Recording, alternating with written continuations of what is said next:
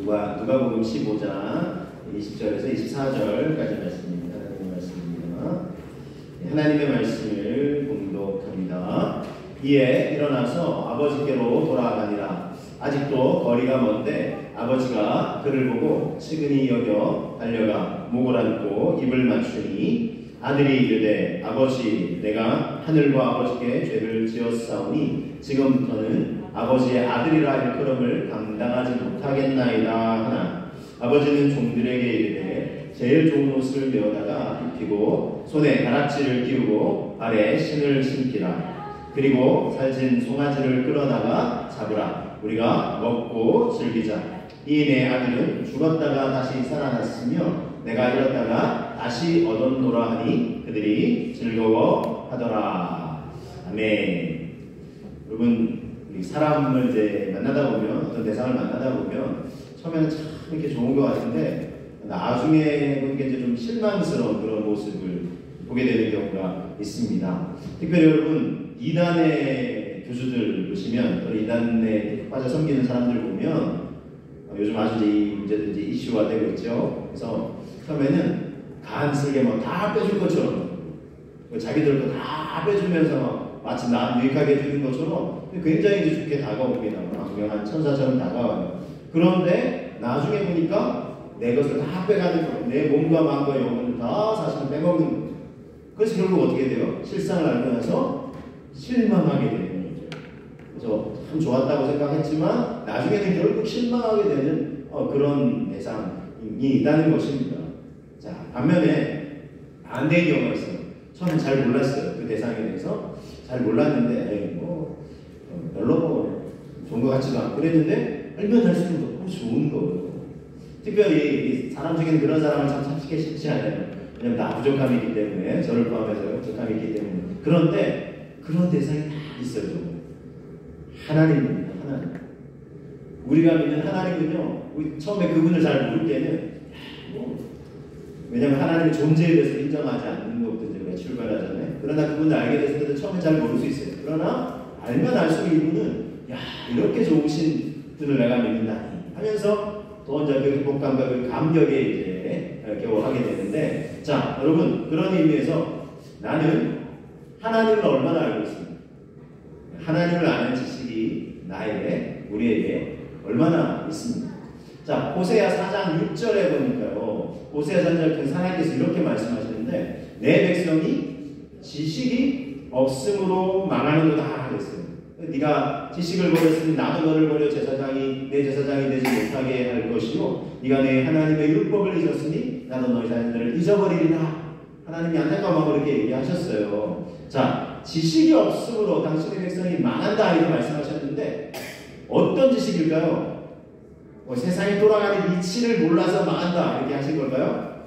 아니에요. 이 지식은 하나님을 아는 지식이에요. 하나님을 모르니까 참 망한다, 하나님 안타까워 하시면서 이렇게 말씀하셨어요. 그래서 하나님이 당신의 백성들을 향해서, 우리들을 향해서 간절히 바라시는 게 있어요. 뭘 바라실까요? 하나님을 알기를 원하세요. 자, 그래서 호세아 6장 3절에 이렇게 권면하고 있습니다. 그러므로 우리가 여호와를 알자. 힘써 여호와를 알자. 그에 나타나시는 새벽빛같이 어김없나니 이와 같이 땅을 적시는 늦은 비와 같이 우리에게 임하시리라 하니라 그랬어요. 여호와를 알자. 그리고 더 덧붙이죠. 강조하죠. 힘써 여호와 하나님을 알자 그랬어요. 힘써서 하나님을 알아야 한다는 것입니다. 그래야 우리가 망하지 않고 하나님이 우리를 주시는 진정한 행복의 길로 우리는 걸어갈 수 있게 되는 것입니다. 하나님을 알기를 힘쓰시기를 주님의 이름으로 축복합니다. 자, 여러분, 그래서 우리가 하나님을 알기를 온전히 힘써야 되는데요. 그래서 오늘의 말씀이 너무나 중요해요. 왜냐하면 하나님을 안다고 생각하면서 막 교만했던, 우쭐했던 사람들이 있었어요. 예수님 당시에.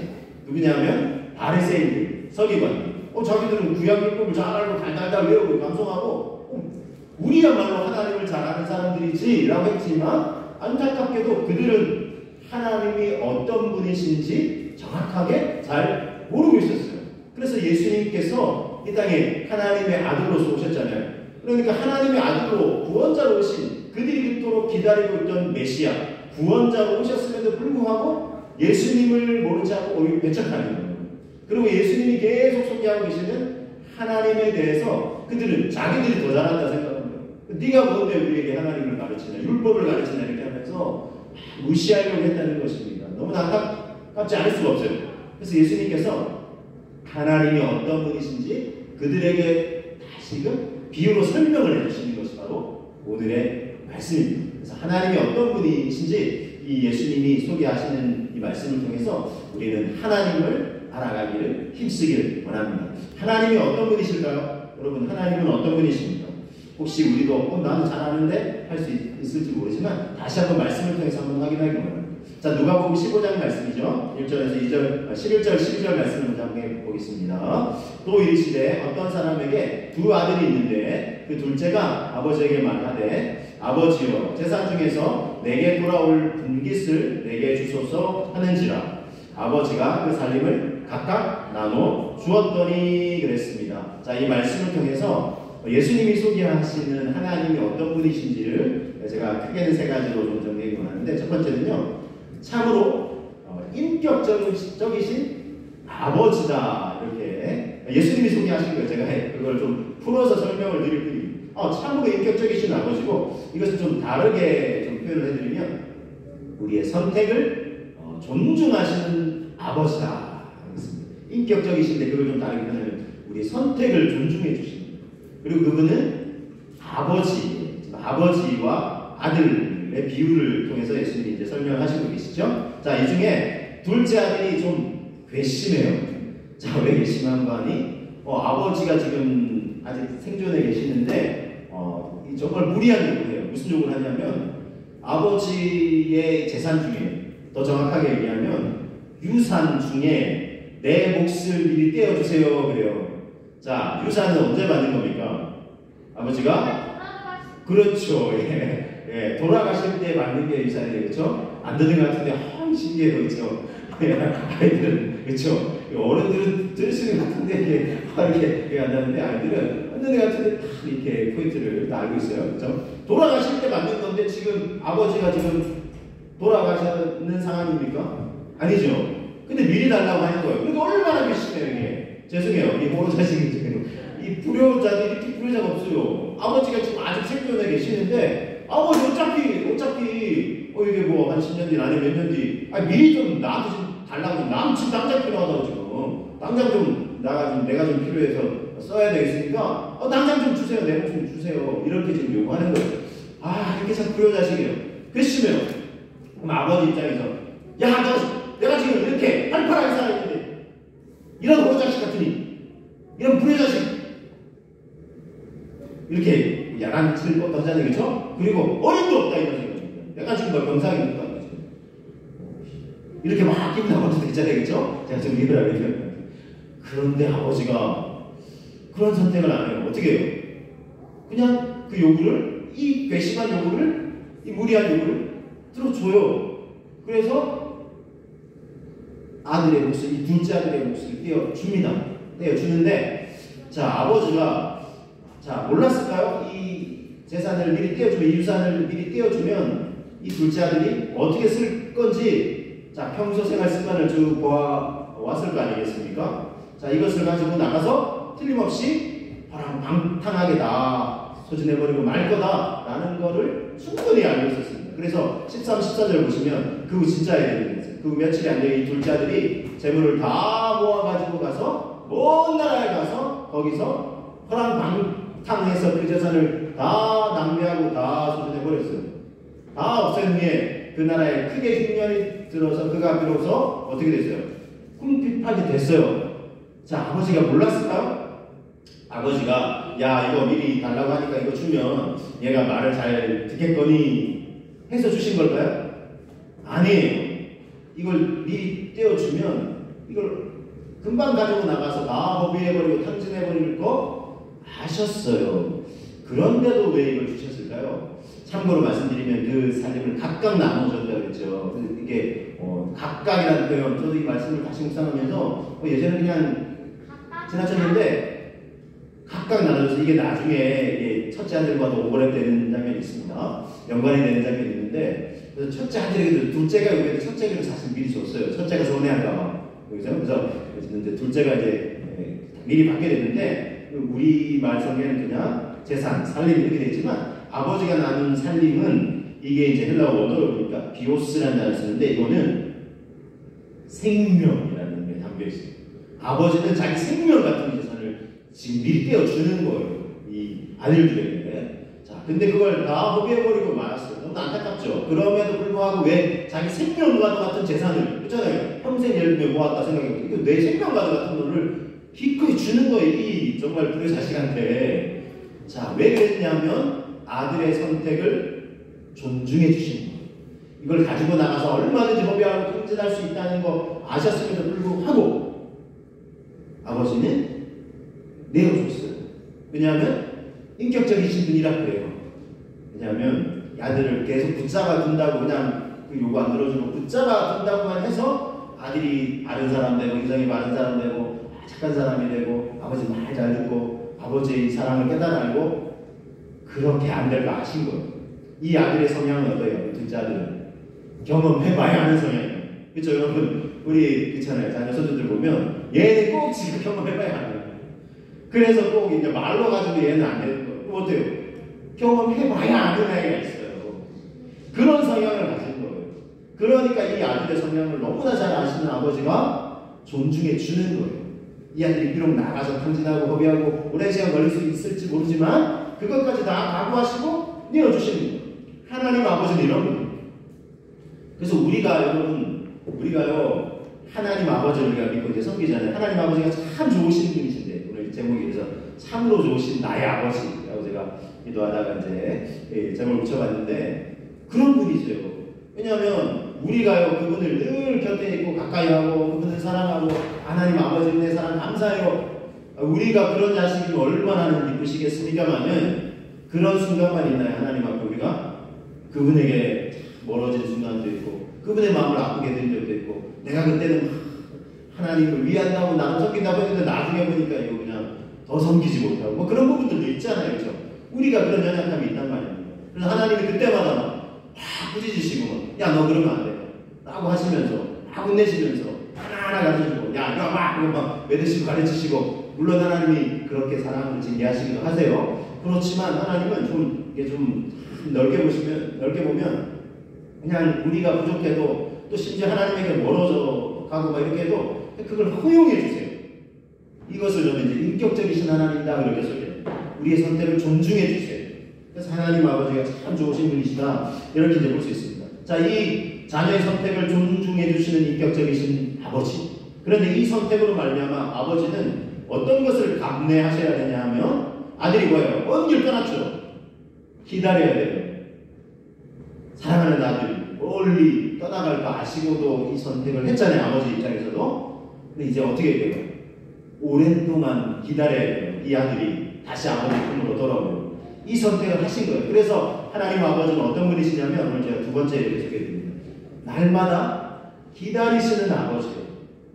아들이 그렇게 나갈 거 아시면서도 자기 생명 같은 재산 떼어줬죠. 그래서 아들이 정말 나갔어요. 그걸 다 팔아서 사실은 이제 물론 뭐 돈으로 들 수도 있겠지만 아버지가 아마 이게 뭐 부동산 같은 거 팔아서 이제 또는 이제 아들한테 뭐 줬을 수도 있는데 이 아들은 이렇게 많이 하고 아니면 이제 부동산을 이렇게 증여를 했으면 그걸 또 막 팔고 어쨌든 며칠 후에 나갔다 그러잖아요. 그래서 꼬맹이 돈만 막 끌어모아가지고 막 나간 거예요. 그 아들은. 그런데 이제 뭐 하루가 지나고 이틀이 지나도 아들이 안 와요. 안 오죠. 어쨌든 많은 돈을 이 아버지 굉장히 이제 부자여야 된다고 나중에 막 잔치를 벌여서 마을 사람들 초대하는 거 보면은 그 많은 돈을 가지고 있으니까 이 아들이 신나서 나가지 않았겠어요? 그래서 실제로 허랑방탕하게 썼으니까 어디 뭐 여기저기 뭐 술집도 드나들고 뭐 도박장도 전전하고 이렇게 하면서 이제 그러니까 아직 돈이 있을 때는 막 사람들도 자기 주변에 몰려들고 하니까 뭐 집에 갈 생각이 없죠. 재밌으니까.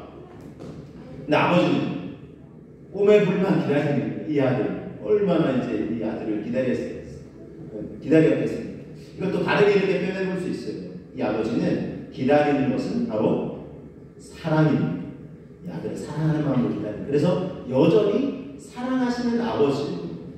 자, 말씀 통해서 확인해 보기 원합니다. 합니다. 17절에 보면 누가복음 15장 17절에 보면 자 아들이 나가서 허랑방탕하면서 결국 이걸 깨달아요. 이에 스스로 돌이켜 이르되 내 아버지에게는 양식이 풍족한 품꾼이 얼마나 많은가. 나는 여기서 주려 죽는다. 내가 일어나 아버지께 가서 이르기를 아버지 내가 하늘과 아버지께 죄를 지었으나 지금부터는 아버지의 아들이라 일컬음을 감당하지 못하겠나이다. 나를 품꾼의 하나로 보소서 하리라 하고 이에 일어나서 아버지께로 돌아가니라. 아직도 거리가 먼데 아버지가 그를 보고 측은히 여겨 달려가 목을 안고 입을 맞추니 그랬어요. 이 아들이 허랑방탕하면서요. 심지어 이제 돈이 있을 때는 친구들이 다 몰려와서 왜냐면 그 돈 냄새를 맡고 근데 이제 다 떨어지니까 친구들도 다 이제 외면하고 떠나. 그래서 어떻게 하냐면 너무 이제 궁핍해가지고 굶주려서 먹고 살기 위해서 돼지 치는 농장에 가서 하기를 해요. 그래서 이제 보수를 받고 이제 먹고 했는데 나중에 이제 이게 뭐 이렇게 어려워지니까 그 농장도 어려워지니까 자기가 어쨌든 먹고만 살게 해달라 하니까 돼지 먹는 지역 열매를 막 먹어. 그러면서 생존 유지하다가 그거조차 어려워졌어요. 그래서 이 고백을 하는 거예요. 이 17절 이하의 고백을 하는 거예요. 아버지 집에는 일꾼들도 풍족하게 먹었는데 내가 지금 뭐 어차피 굶주려 죽게 생겼는데 아버지께로 다시 이제 돌아가야 되겠다. 그렇지만 어때요? 아버지의 아들로 날 받아주세요 하기에는 너무 염치가 없는 거예요. 그렇죠? 근데 이게 양심의 가치가 있어가지고 그래서 하늘과 아버지께 내가 죄를 지었다. 그래서 지금부터는 아버지의 아들이라 일컬음을 감당하지 못하겠습니다. 이게 이제 아들의 마음이었어요. 자, 그래서 돌아올 때 어떻게 돌아오겠습니까? 신나서 내가 빨리 아버지를 가지 이랬겠습니까? 내가 아들의 자격은 없고 아버지 집에 많은 품꾼 중에 하나는 나를 여겨주세요 라는 마음으로 이제 오는 거죠. 자, 그런데 아버지는 어땠습니까? 자, 20절을 잘 보시면 이에 일어나서 아버지께로 돌아가고 있어요. 지금 둘째 아들이 힘없이 그죠? 아들의 자격은 없어요. 이런 마음으로. 근데 아버지가 자 보세요. 아직도 거리가 먼데 거리가 멀어요. 아직도 자만치. 근데 아버지가 어떻게 했어요? 그를 보고 아직도 거리가 멀어요. 근데 아버지가 그를 딱 한눈에 알아보고 어떻게 했어요? 측은히 여겨 달려가서 어떻게 해요? 야 이 자식! 이렇게 했나요? 아니죠. 끄라 보거라 입을 맞추고. 그래서 아들은 그 21절 바로 이어져요. 나는 아버지 아들이라고 일컬음 받을 자격이 없습니다라고 하는 자꾸 이제 막 얘기를 하려고 하는데 아버지가 그걸 막아요. 그래서 그냥 끌어안는 거예요. 자, 여기서 이 아들을 간절히 기다렸던 아버지 그리고 그 아버지의 사랑을 우리는 느껴볼 수 있습니다. 그렇죠? 오매불만 기다리는 거예요. 그렇죠? 저 먼발치에서 아마 언덕쯤에서 이렇게 이제 오나 저저 오나 저 마을 어디에 그 입구를 바라보면서 늘 기다렸어요. 그렇죠? 이 아들을 사랑하는 마음.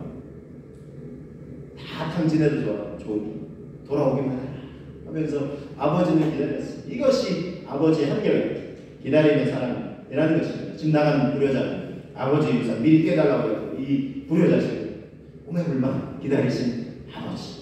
네, 사랑으로 기다리셨습니다. 여전히 사랑하시는 아버지였습니다.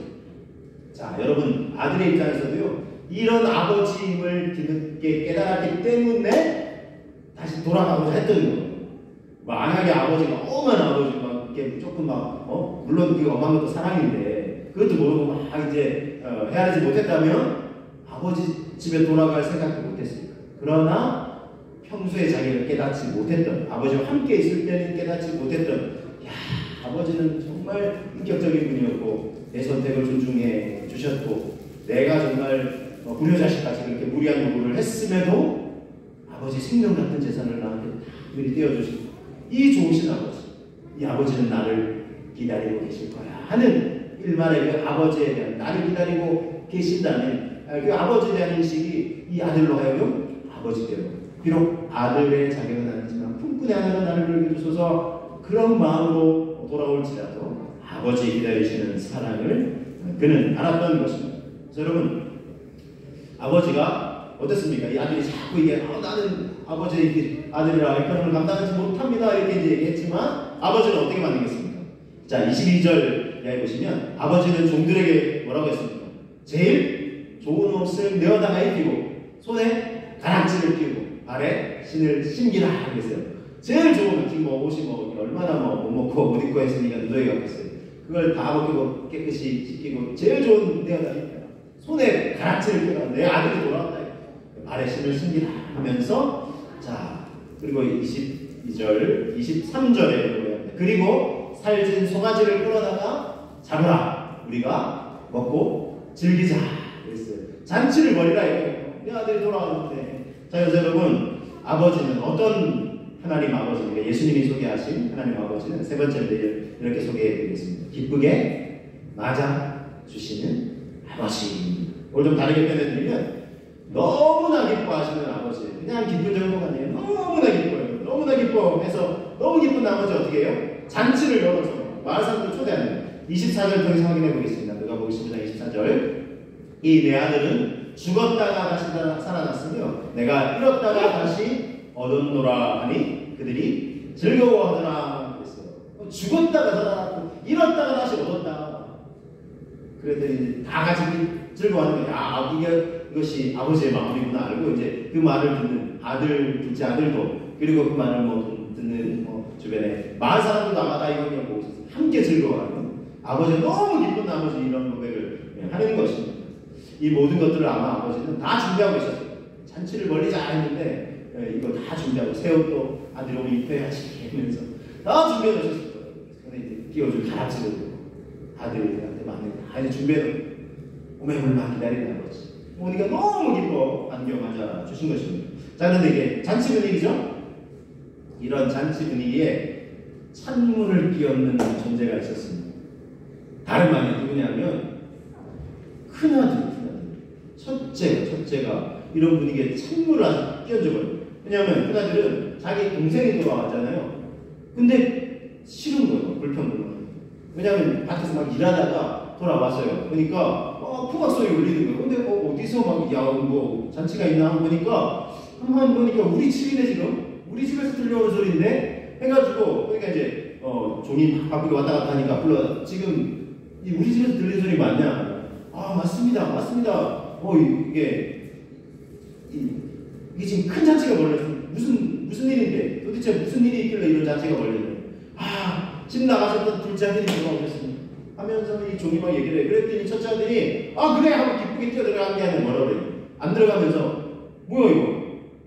둘째가 들어왔다고 이렇게 이제 표현하는 게 아니라 어떻게 표현하냐면 이제 누가복음 15장 28절에서 29절 말씀 한번 잘 보시면 자 그가 노하여 들어가고자 하지 아니했어요. 첫째가 이렇게 말해요. 그런데 아버지가 나와서 권했어요. 아버지가 참 첫째 아들도 막 지금 놔두려고 나오신 거예요. 아버지께 대답하여 이래요. 첫째가 이렇게 해요. 내가 여러 해 아버지를 섬겨 명을 어김이 없는데 아버지가 막 순종하고 나는 이 순종한 아들인데 내게는 염소 새끼라도 주어 나와 내 것으로 즐기게 하신 일이 없는데 자 30절 이렇게 고백합니다. 아버지의 살림을 창녀들과 함께 삼켜버린 이 아들이 돌아오매 이를 위하여 살진 송아지를 잡으셨느냐. 잘 보세요. 자 30절 다시 한번 봅니다. 30절 아버지의 살림을 창녀들과 함께 삼켜버린 뭐라고 표현해요? 이 아들이 돌아오네. 자, 첫째가 지금 말하는 거예요. 첫째는 뭐라고 얘기해야 됩니까?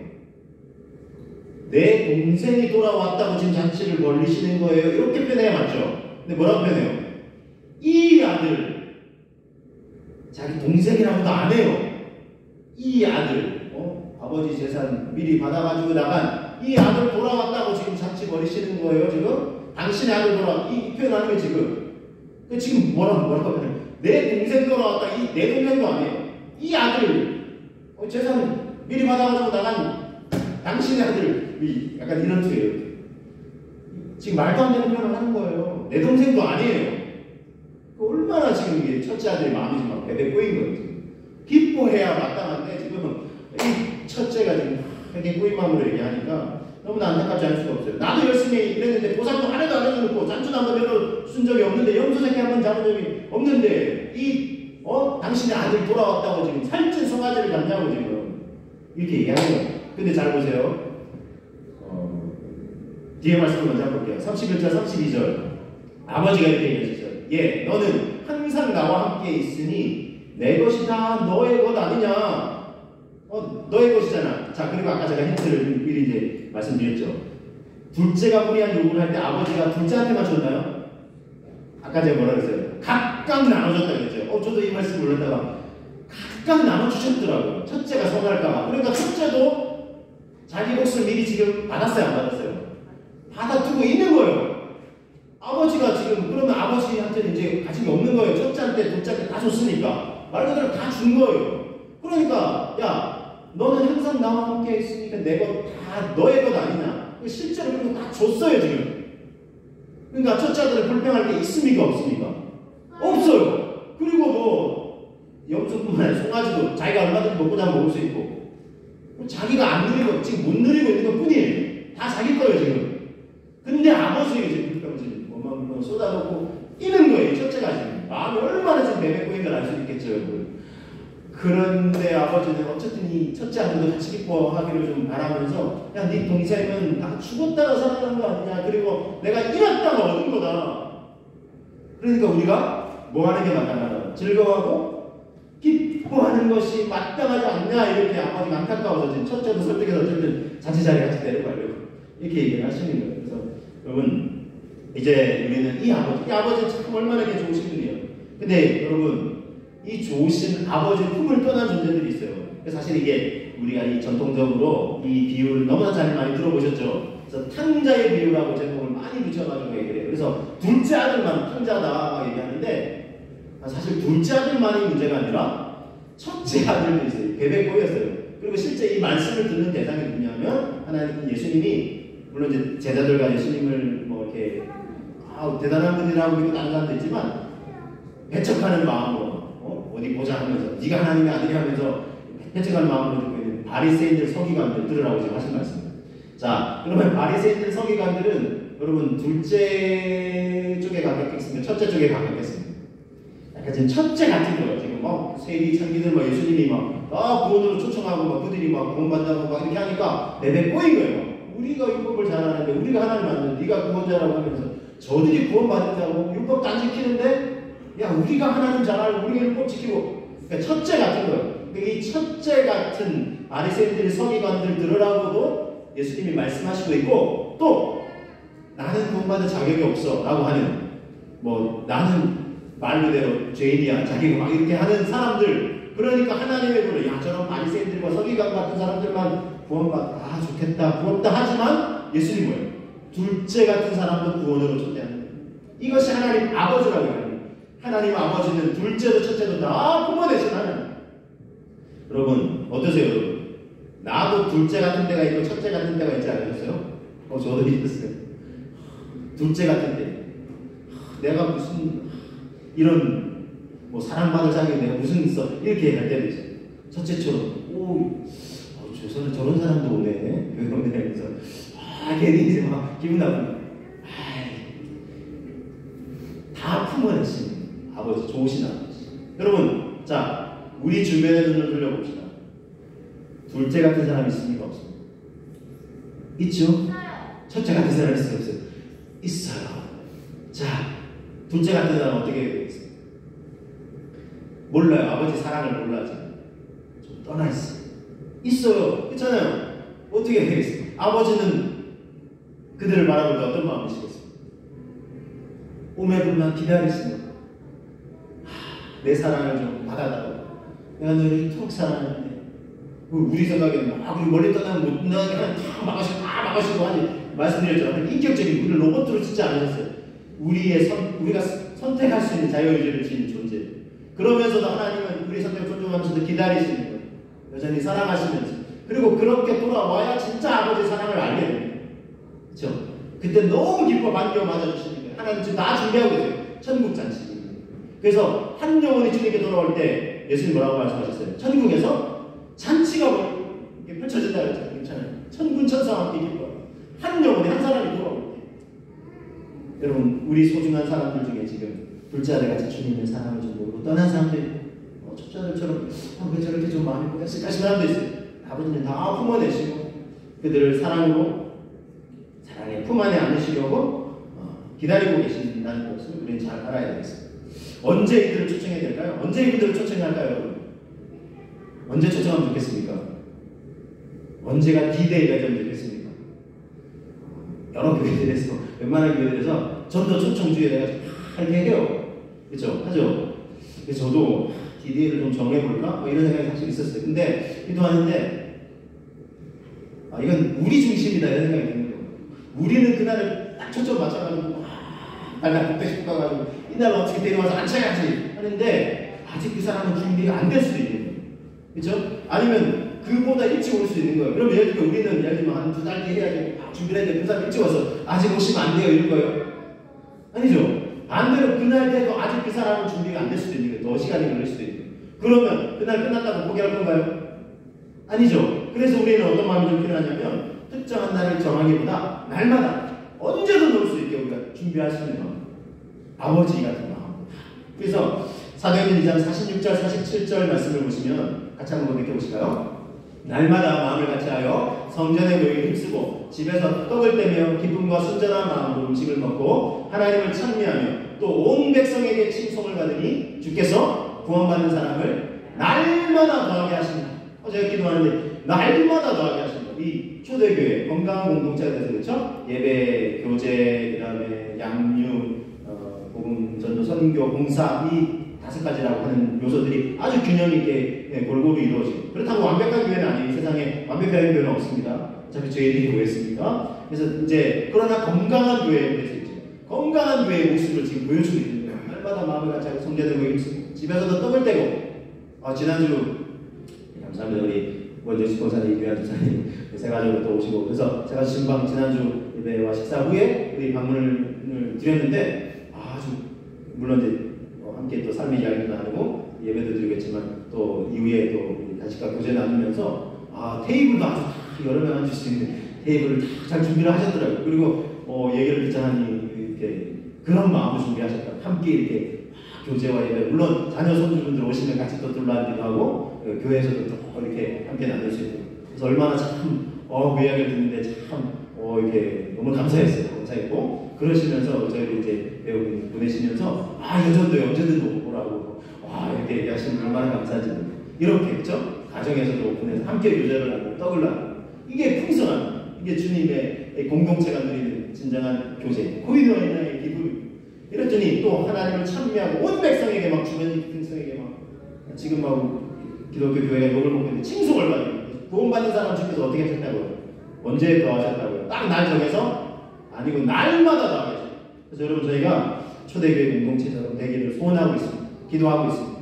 간절히 기도하면 더 건강한 공동체가 물론 완벽하진 않지만 건강한 공동체가 되어서 언제든 오셔도 우리가 그들을 환영하고 품어낼 수 있고 우리 지금 준비 안 됐는데 지금 오시면 안 돼 이게 아니라 환영한다 이렇게 안아주고 우리 축복하고 왜냐하면 누구의 마음으로? 하나님 아버지의 마음으로 철자들처럼 백고인 마음이 아니라 아버지의 마음 그렇죠? 여러분 우리가 그래서 그 영혼들을 품고 계속 기도하시면서 언제나 오셔도 그들을 환대할 수 있도록 안겨맞아 주시는 아버지의 마음으로 기뻐하면서 안겨맞아 주면서 한 영혼이 돌아오는 그 기쁨을 함께 우리 풍성히 누리게 되시는 저와 여러분 되시기를 주님의 이름으로 축복합니다. 자, 함께 기도하겠습니다. 예수님이 소개하신 아버지는 어떤 아버지였습니까? 참으로 인격적이시고 우리 선택을 존중하신 아버지고 날마다 기다리시고 여전히 사랑하시는 아버지 기쁘게 너무나 기뻐 안겨맞아 주시는 아버지 그 사랑의 품 안에 우리가 안겼듯이 우리의 소중한 가족이 우리의 배우자 우리의 자녀 우리 손주들이 우리의 가족 친지들이 우리 소중한 이웃들이 주님뿐 안에 나올 수 있게 하여 주옵소서. 주님 그때가 언제일지 모르지만 우리가 기대하고 기도하며 기다리겠습니다. 아버지의 마음으로 사랑으로 주님 한 영혼을 보내주시고 주님의 품에 안겨 천국 잔치 우리가 함께 누릴 수 있게 하여 주옵소서. 함께 우리 기도하며 나아가겠습니다.